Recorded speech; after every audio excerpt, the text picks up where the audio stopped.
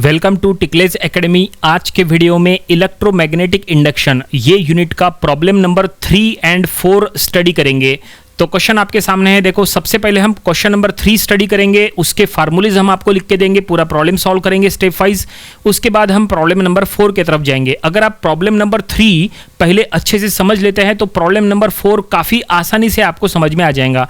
तो चलो हम ये प्रॉब्लम सॉल्व करेंगे। इसके पहले जो 2 प्रॉब्लम्स हमने लिए थे वो भी आप इसके पहले के वीडियो से स्टडी कर लीजिए और उनको आप प्रैक्टिस बुक में ज़रूर से सॉल्व करिए।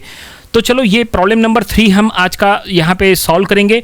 तो यहाँ पे कौन से फार्मूलीज यूज़ होने वाले हैं वो हम आपको पहले लिख के देते हैं। देखो, फार्मूलीज के लिए अलग से हमने ब्लॉक बनाया है। तो यूजफुल फार्मूलीज में हम यहाँ पे 2 फार्मूलीज यहाँ पे यूज़ करने वाले हैं। सबसे पहला फार्मूला है ई यानी ईएमएफ, जो कि फार्मूला हम यहाँ लिख के दे रहे हैं। आप अपने नोटबुक में जरूर से लिख के रखो। B into L into V. B is the flux density, L is the length and V is the velocity. ठीक है ना। ये formula EMF induce find out करने के लिए एक और फार्मूला हम आपको लिख के देते हैं। E equal to again B into L into V, लेकिन यहाँ पे एक्स्ट्रा रहेगा इंटू साइन थीटा। ठीक है, 2 फार्मूलीज आपके सामने हैं। ये दोनों का यूज कैसे करना वो हम आपको बताते हैं प्रॉब्लम सॉल्व करते समय।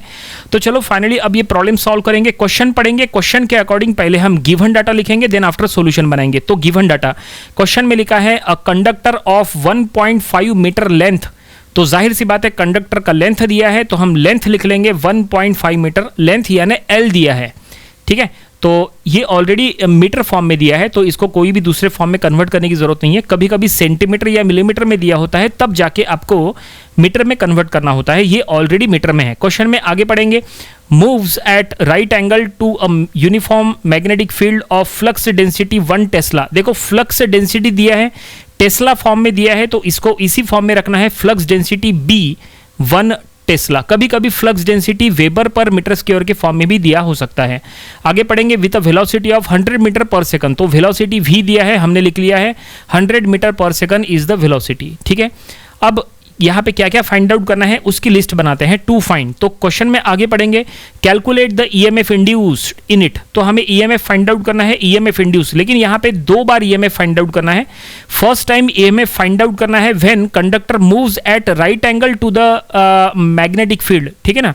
जब कंडक्टर 90 डिग्री से मूव करेगा, इट मीन जब थीटा का एंगल, जब थीटा 90 डिग्री है, ऐसे में हमें ईएमएफ इंड्यूस फाइंड आउट करना है। ये फर्स्ट बिट में है।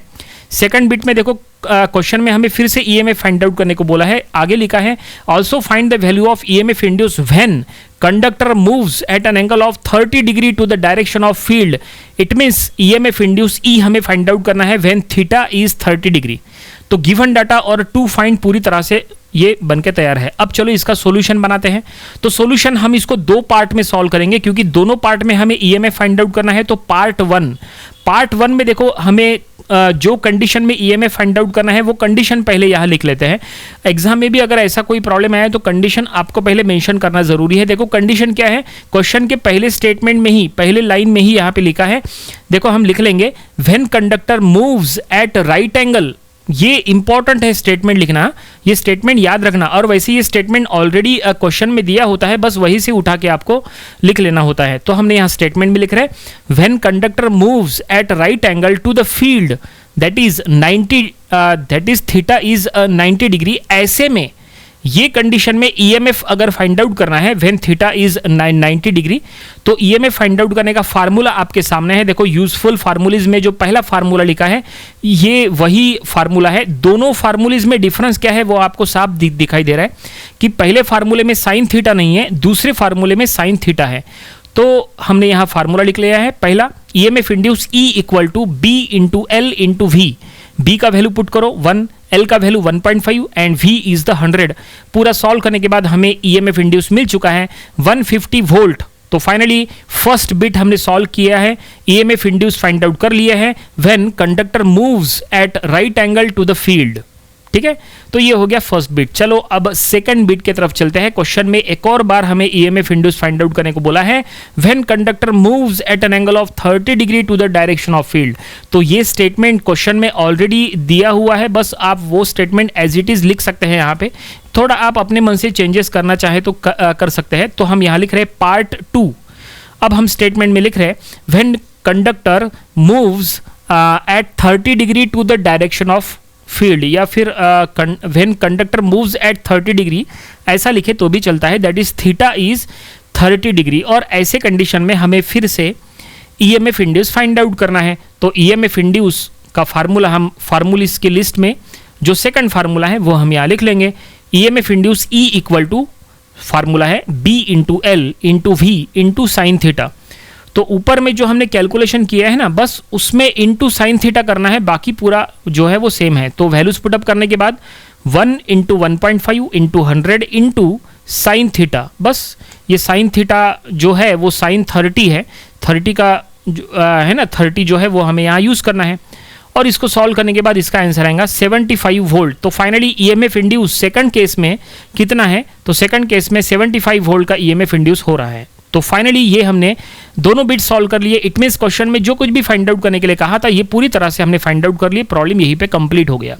अगर आपको इसमें कोई भी डाउट है तो चलो नेक्स्ट प्रॉब्लम हम सॉल्व करने वाले हैं, इसी तरह का है, उसमें आपका जो भी डाउट है वो क्लियर हो जाएगा। तो चलते हैं अगले प्रॉब्लम की तरफ। तो क्वेश्चन नंबर 4 हमारे सीरीज का क्वेश्चन नंबर 4, देखो क्वेश्चन आपके सामने है, काफ़ी ये बड़ा क्वेश्चन है, इसको हम सॉल्व करेंगे। तो जाहिर सी बात है सॉल्व करने के लिए हम फिर से फार्मूलीज जो हम यहाँ यूज़ करने वाले हैं, पहले हम आपको फार्मूलीज लिख के देते हैं, और जहाँ तक फार्मूलीज वही रहेंगे जो इसके पहले के प्रॉब्लम में हमने यूज़ किए थे, क्योंकि इसके पहले के क्वेश्चन के समान ही है ये, थोड़ा बहुत बस चेंज है वो आपको आइडेंटिफाई करना है। तो फार्मूलीज में दोनों फार्मूलीज वही है, E equal to B into L into V, ये पहला, और दूसरा है E is equal to B into L into we into sine theta. चलो अब गिवन डाटा लिखते हैं, क्वेश्चन पढ़ेंगे। क्वेश्चन में लिखा है a conductor of length 0.5 metre, फिर से लेंथ मीटर में दिया है, अच्छी बात है। तो यहाँ हम डायरेक्टली लिख लेंगे गिवन में लेंथ L इज 0.5 मीटर। आगे क्वेश्चन में पढ़ेंगे moves at right angle to the uniform magnetic field of flux density. देखो राइट एंगल, ये एग्जाम में क्वेश्चन जब आएगा तो ये जरूर पढ़ना है कि conductor moves at right angle बोला है या नहीं, या कोई और एंगल से, ठीक है ना। तो यहाँ पे हमने फ्लक्स डेंसिटी आगे जो पढ़ा है, फ्लक्स डेंसिटी हमने लिखा है B 1.5 weber per metre square. देखो पिछले प्रॉब्लम में फ्लक्स डेंसिटी टेस्ला में दिया था, यहाँ पे flux density weber per metre square में दिया है। जैसा हमने कहा था पिछले प्रॉब्लम में, कभी कभी टेस्ला के फॉर्म में दिया हो सकता है, कभी वेबर पर मीटर स्क्वायर के फॉर्म में दिया हो सकता है, तो कंफ्यूज नहीं होना, ठीक है ना। दोनों जो यूनिट है वो फ्लक्स डेंसिटी के ही है। और क्वेश्चन में वेलोसिटी दिया है 40 मीटर पर सेकंड, वो भी हमने लिख लिया है। और अब टू फाइंड में लिखेंगे, आई थिंक टू फाइंड में बिल्कुल वही आएगा जैसा इसके पहले के प्रॉब्लम में था। फिर से हमें ईएमएफ इंड्यूस फाइंड आउट करना है, और ये फिर से हमें दो केसेस में सॉल्व करना है। फर्स्ट केस में ईएमएफ इंड्यूस फाइंड आउट करना है when conductor moves at right angle to a uniform magnetic field, यानी जब थीटा 90 है। और दूसरे में हमें ईएमएफ इंड्यूस फाइंड आउट करना है when conductor moves at 30 degree to the direction of field, जो कि क्वेश्चन के लास्ट स्टेटमेंट में लिखा है थीटा 30 डिग्री दिया है। तो फाइनली गिवन डाटा और टू फाइंड हमने पूरा स्टेप वाइज लिख लिया है। और अब चलो सॉल्यूशन बनाते हैं। तो सॉल्यूशन बनाते समय हम फिर से यहाँ पे इसको स्टेप वाइज सॉल्व करेंगे।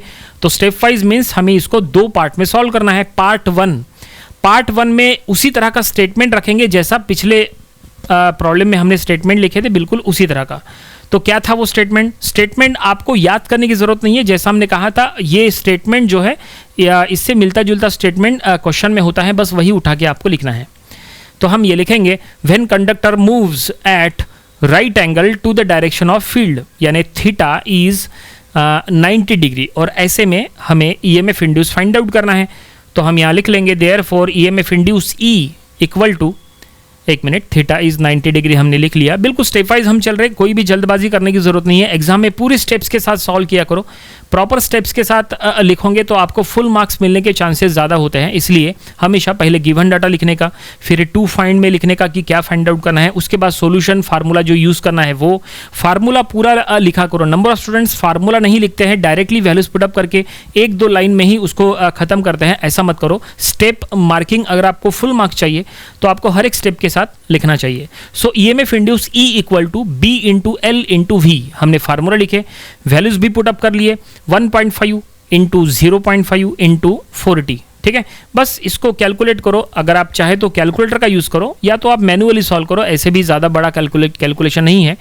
तो E हमें मिल चुका है 30 वोल्ट।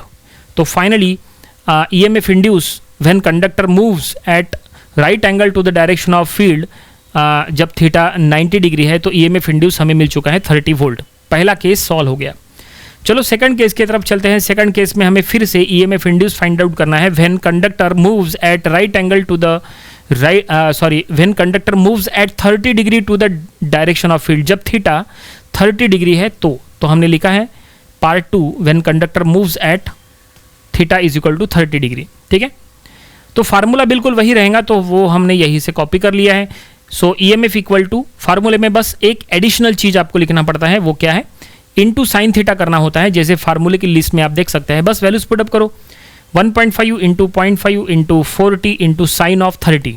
काफ़ी ये सिंपल स्टेप्स हैं, बस इसको आपको कैलकुलेटर में सॉल्व करना है। अगर आपके एग्जाम में कैलकुलेटर अलाउड है तो, नहीं तो आप इसको मैन्युअली सॉल्व करो, तो आंसर आएगा 15 वोल्ट।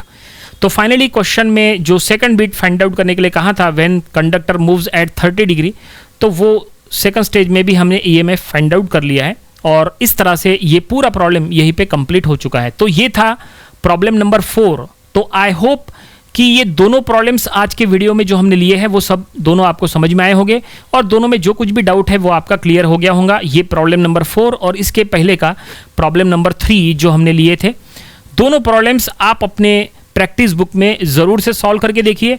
ये सीरीज़ में जितने प्रॉब्लम्स हम लेने वाले हैं सब ऑलरेडी एग्जाम में आ चुके हैं, आपको इनको अच्छे से प्रैक्टिस करना बहुत ज़रूरी है ताकि ये एग्जाम में सॉल्व हो जाए।